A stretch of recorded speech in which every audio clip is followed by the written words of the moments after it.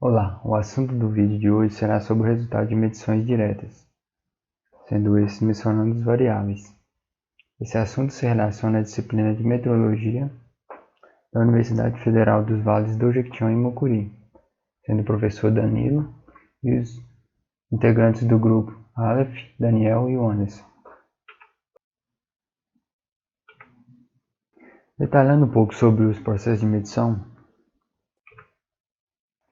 inicialmente deve-se ter a definição do mensurando, determinando assim o que se irá medir e qual informação iremos extrair desta medida. O procedimento de medição que irá usar também deve ser analisado, a forma como foi definido o mensurando e como será usado o instrumento para a medição deste. É necessário considerar também as condições ambientais, uma vez que essas podem interferir diretamente nos resultados da medida, como a pressão atmosférica, a temperatura, a umidade relativa do ar, dentre outros fatores naturais. As habilidades do operador também podem influenciar no resultado da medição, uma vez que quando este tenha grandes habilidades e conhecimento do instrumento em que se usa para fazer determinada medição, os resultados serão melhores. O sistema de medição a ser usado também deve ser levado em consideração, sendo que este irá direcionar a forma como se calcular os erros ou repetitividade para assim se obter um melhor resultado. Considerando o sistema de medição e todos os outros fatores já mencionados, pode-se prever uma incerteza, sendo que esta vai ser determinada por vários fatores. E analisando esses fatores, pode-se transformá-los em valores numéricos, de modo a obter uma faixa de resultados que sejam concretos. No entanto, existem mensurandos variáveis e invariáveis. Um mensurando invariável pode ser considerado desta forma quando o seu valor permanecer constante durante todo o período em que a medição for efetuada. No entanto, considerando-se que há diversos fatores, assim como os fatores naturais, tudo que se for medir sempre terá uma pequena variação devido a princípios físicos, entre outros. Mas assim sendo, considera-se como invariável quando suas variações, sendo essas mínimas, forem menores do que o sistema de medição utilizado. Sendo assim, o sistema não poderá perceber essas pequenas variações. Já o mensurando variável se diz quando o mensurando varia, quando o valor não é único, mas varia em função da posição, do tempo ou de outros fatores. E considerando-se o sistema de medição, ele é considerado variável quando as variações forem superiores à resolução do sistema de medição utilizado. Tendo como base essa imagem, dá para se ter uma ideia sobre mensurandos variáveis e invariáveis. Se partir do pressuposto de que se irá medir o diâmetro dessas peças, à esquerda se tem um cilindro que provavelmente seu diâmetro será o mesmo da extremidade de baixo até a de cima. Já na imagem da direita, pode perceber que o diâmetro diminui à medida que for se efetuando a medição na parte de baixo para cima.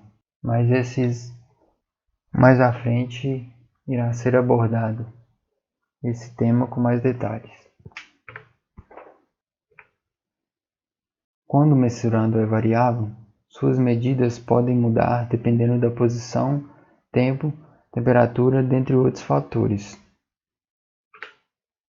Com isso, é interessante que, ao se realizar medidas, essas sejam realizadas em diferentes momentos e locais do mensurando, de forma que se obtenha vários resultados e estes possam ser analisados para que se conclua um resultado final.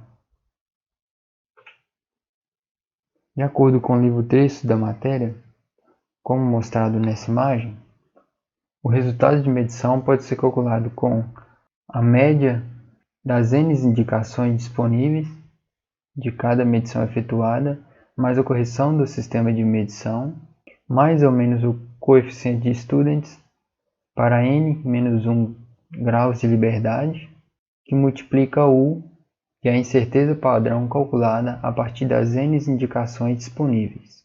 Abaixo, nessa imagem, tem uma ilustração do cálculo do resultado da medição de um mensurando variável, quando o erro sistemático é corrigido. A propósito desse trabalho era de escolher um mensurando variável no tempo, assim como um mensurando variável no espaço, e discutimos sobre como poderiam ser efetuadas essas medidas nesses mensurandos. Como mensuramos variável no tempo, o grupo escolheu a temperatura de um determinado ambiente. Para efetuar essa medida, o sistema de medida escolhido pelo grupo seria através de termômetro, onde esse seria posicionado em um determinado ambiente e poderia-se anotar a temperatura em graus Celsius. A periodicidade da medida poderia ser, por exemplo, de 2 em 2 horas durante um prazo de um dia, ou seja, 24 horas. Logo, iriam-se anotar 12 medições em horário diferente. A duração seria de 24 horas. Vale ressaltar que seria necessário deixar o termômetro em um local permanente e determinado antes, pois, sendo assim, poderia diminuir ao mínimo erros provenientes de fatores externos, possibilitando assim uma boa análise posterior apenas da variação da temperatura em si, podendo fazer os cálculos e chegar-se à conclusão.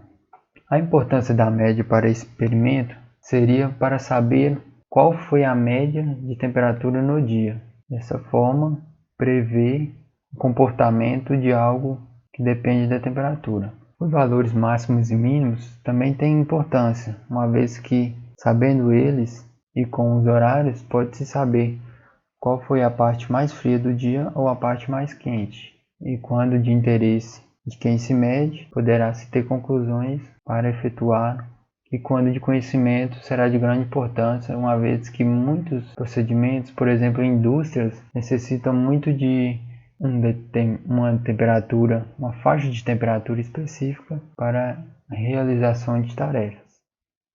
Além disso, como mensurando variável no espaço, foi escolhido a medida de diâmetro da parte de fixação de uma haste cônica. Essa haste nada mais é do que um sistema de fixação que utiliza os princípios da fricção, de forma que essa é introduzida em um orifício e fixa alguma máquina nas empresas. O sistema de medida utilizado seria em milímetros e poderia se usar, por exemplo, um paquímetro, de modo a medir essa medida em milímetros, uma vez que se pode ter uma maior precisão das mesmas. Considerando a periodicidade das medidas, poderiam ser efetuadas de tal forma que se iniciasse da parte com maior diâmetro, onde poderia ser efetuado, por exemplo, 10 medidas, sendo a primeira na parte maior e diminuindo sequencialmente de maneira maior possivelmente dividida até a parte inferior, obtendo assim várias medidas, mas de comprimentos diferentes. A delimitação do período seria